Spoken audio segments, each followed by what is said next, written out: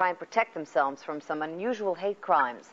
As News 10's George Warren shows us, that's put them at odds with their neighbors and city building inspectors.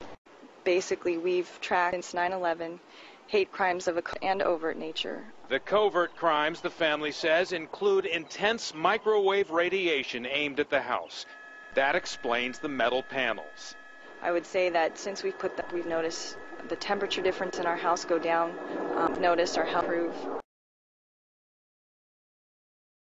The D'Souza family includes 2 college-educated young women who say scientific instruments prove they are under attack. The trajectories we've tracked, it's been coming from the neighbors. First, you're skeptical, but we've tracked our health, the temperature in the home. We've had blankets that are supposed to reflect microradiation and radar. They're radar reflective material, and they've burned. As a shield to protect against radiation, because microwave radiation is reflected off of aluminum, so it's a protective measure. Today, the D'Souza family tried to explain to us why they did it with binders of data and electronic measuring devices, which they prove their neighbors are bombarding them with microwaves and other kinds of radiation.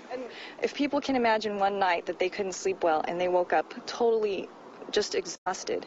That's what we were experiencing every day. The father says since 9/11, his family has become a target because he is originally from Pakistan. And to be treated like this, like I'm a non-citizen, it hurts.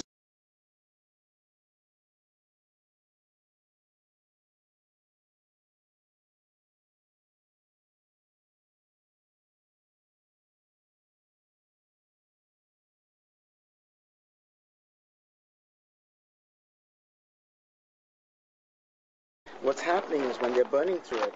The family says it will comply, but will continue living under thermal blankets inside the house. The best we could do is to protect ourselves. The news, meantime, will continue to try to convince the D'Souzas that no one here means them any harm. It's been coming from the neighbors.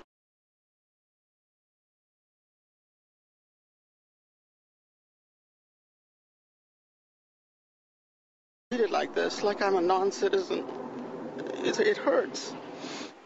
We've tracked since 9/11 hate crimes of a covert and overt nature.